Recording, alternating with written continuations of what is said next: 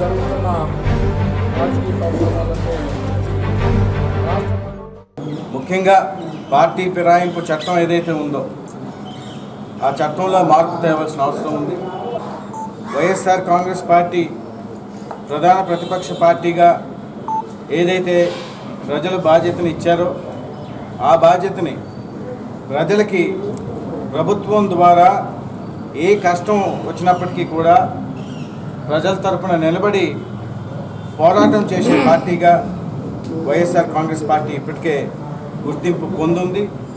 మరి మా నాయకుడు జగన్మోహన్ రెడ్డి గారు అదేవిధంగా మళ్ళీ ఎన్నికలు వచ్చే వరకు ప్రజల తరపున పోరాటం చేయడానికి ఆయన సిద్ధంగా ఉండి ఆయన పార్టీ శాసనసభ్యుల్ని నిత్యం ఆ కార్యక్రమంలోనే ఉండే విధంగా ఆదేశాలు ఇవ్వటం జరిగింది.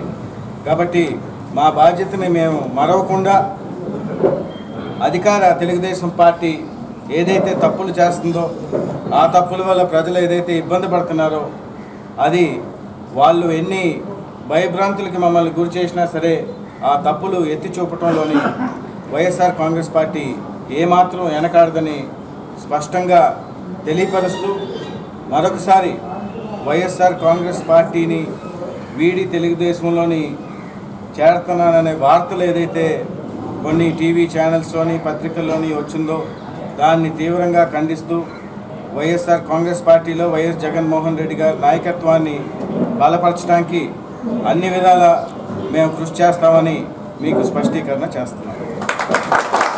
కాబట్టి దయచేసి మీరు వెళ్ళిన వాళ్ళు ఎవరైనా వెళ్ళిపోండి, పార్టీకి రాజీనామా చేసి వెళ్ళిపోండి, పదవికి రాజీనామా చేసి వెళ్ళిపోండి. పార్టీకి అలాగే చేస్తారు, ముఖ్యంగా ఎమ్మెల్యే పదవికి.